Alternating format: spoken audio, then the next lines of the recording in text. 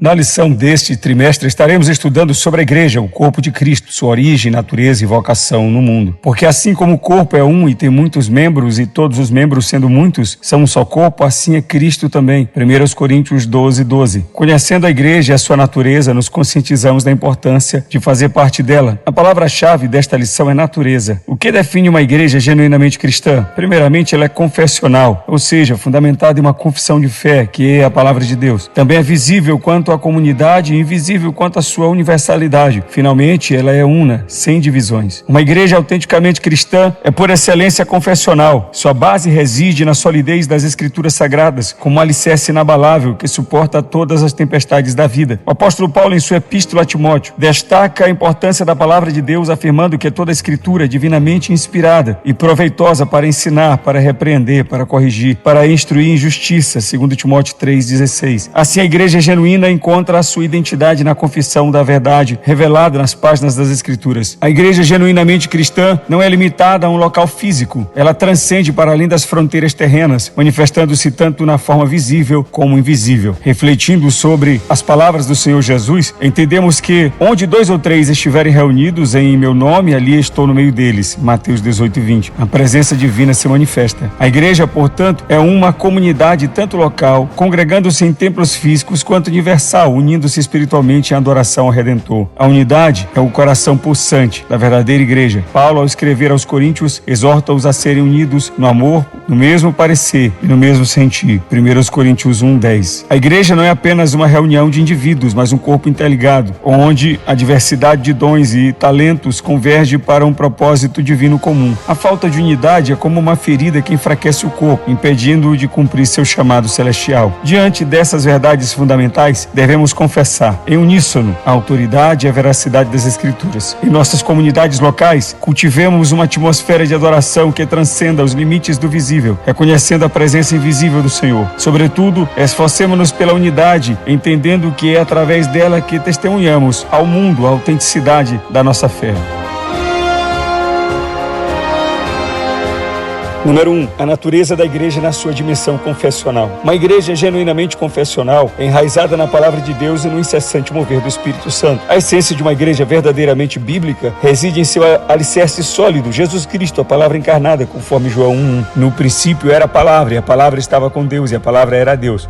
O primeiro pilar da dimensão confessional da igreja é a pessoa de Jesus Cristo. Sem este fundamento, a igreja não resistiria ao tempo e a seus adversários. Jesus é a manifestação viva da palavra que existia desde o princípio. Ao edificar a igreja sobre este fundamento imutável, somos lembrados em Efésios 2:20, que descreve a igreja como edificado sobre o fundamento dos apóstolos e dos profetas, sendo o próprio Cristo Jesus a principal pedra angular. A igreja, portanto, é chamada a centrar-se em Cristo, em cujo nome ela encontra a sua verdadeira identidade e propósito. Sendo assim, a igreja verdadeira é cristocêntrica. O segundo pilar da dimensão confessional da igreja é a sua fundamentação nas Escrituras Sagradas. A palavra é inspirada. As Escrituras são a bússola que guia os passos da comunidade da fé. Paulatinamente, o apóstolo Paulo lembra a Timóteo da sagrada natureza das Escrituras, afirmando que desde a infância você conhece as Sagradas Escrituras, que são capazes de tornar-te sábio para a salvação mediante a fé em Jesus Cristo. 2 Timóteo 3:15. A heterodoxia e o desvio doutrinário são desafiados pela fidelidade à palavra de Deus, e é somente nela que a igreja encontra a sua verdadeira orientação. O seu terceiro pilar de sustentação é a ação contínua do Espírito Santo. A igreja não é apenas um edifício de pedras, mas uma comunidade viva habitada pelo Espírito Santo, a força motriz que dá vida e poder. O Espírito Santo, ao realizar a obra de convencimento do pecado, inicia um processo de transformação profunda. João capítulo 16, versículos 8-11, destaca esse papel, afirmando que o Espírito convence do pecado, da justiça e do juízo, andando no Espírito, que é a essência da vida cristã. A dimensão prática da vida cristã se desdobra quando entendemos que fazer parte da igreja implica andar no Espírito. A certeza da salvação, como descrita em Romanos 8,16, é fruto do Espírito de Deus habitando em nós. O crente regenerado pela graça divina é chamado a andar na esfera do Espírito, conforme Gálatas 5:16 e 17. A inoperância da igreja ocorre quando ela negligencia a capacitação do Espírito, e é por meio dele que a comunidade da fé cumpre sua missão no mundo. Seremos um testemunho vivo de transformação que ocorre quando estamos verdadeiramente enraizados na palavra e capacitados pelo Espírito Santo.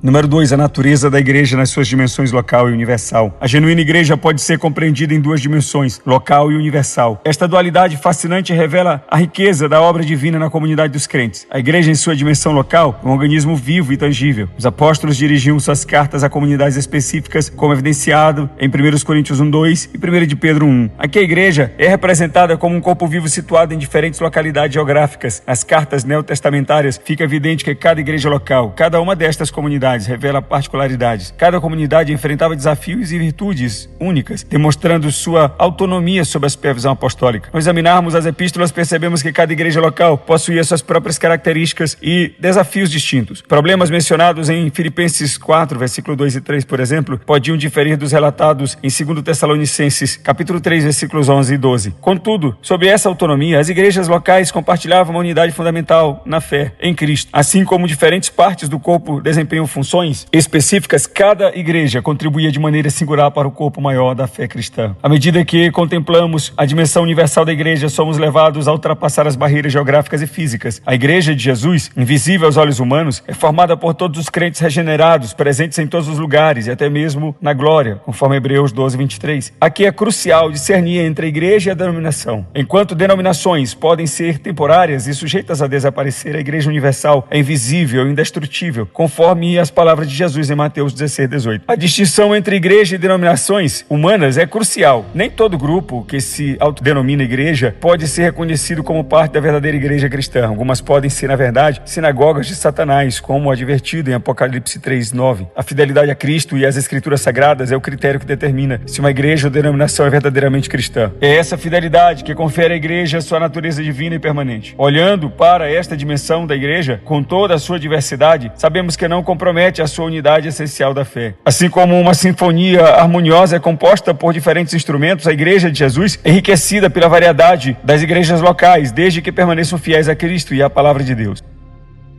Número 3, a igreja na sua dimensão comunitária. Paulo, em sua analogia magistral, compara a igreja ao corpo humano, enfatizando a indivisibilidade essencial da comunidade cristã, 1 Coríntios 12, 12. Assim como um corpo não pode estar dividido contra si mesmo, a igreja, como corpo de Cristo, deve preservar a sua unidade intrínseca. Jesus alertou sobre a fragilidade de um reino dividido em Mateus 12, 25. E esse princípio ecoa na realidade da igreja. O diabo, incapaz de destruir a igreja pela perseguição, busca miná-la pela divisão. Portanto, devemos repelir com veemência partidarismos, preferências e exclusivismos para manter a unidade vital da igreja local. Efésios 4:3. Ao escrever à igreja de Filipos, Paulo expressa seu anseio pela unidade, instando os crentes a compartilharem o mesmo amor, ânimo e sentimentos. Filipenses 2:2. A unidade da igreja não é um mero ideal, mas uma expressão visível da realidade espiritual. Cada crente é chamado a buscar ativamente essa unidade, contribuindo para a harmonia do corpo de Cristo. O anseio de Jesus pela unidade e seus discípulos, registrados em João 17, reflete o que os teólogos denominam unidade de essência na Trindade. Assim como o Pai e o Filho e o Espírito Santo são distintos em pessoa, mas um em essência, os cristãos devem buscar essa mesma unidade. Isso não implica uniformidade, mas a celebração da diversidade dentro da unidade. Somos diferentes em temperamento, métodos e abordagens, mas em Cristo somos um corpo com um propósito comum. Devemos resistir às divisões que ameaçam nossa comunidade, conscientes de que a verdadeira batalha é espiritual. Onde há divisões, devemos buscar reconciliação. Onde há preferenciais pessoais, devemos priorizar o amor mútuo. Devemos abraçar a diversidade, reconhecendo que cada membro contribui de maneira única para o corpo de Cristo. Que ao seguirmos essas orientações, nossa igreja local se torne um reflexo mais claro do corpo de Cristo, onde a unidade prevalece sobre as diversidades. E a diversidade é celebrada como uma expressão da sabedoria divina. Que a comunhão entre os crentes seja tão profunda e genuína, que o mundo veja a beleza da unidade na diversidade e seja atraído para o amor transformador de Cristo. Que nossa igreja, assim como a Trindade divina, seja um testemunho vivo de que em Cristo somos verdadeiramente um.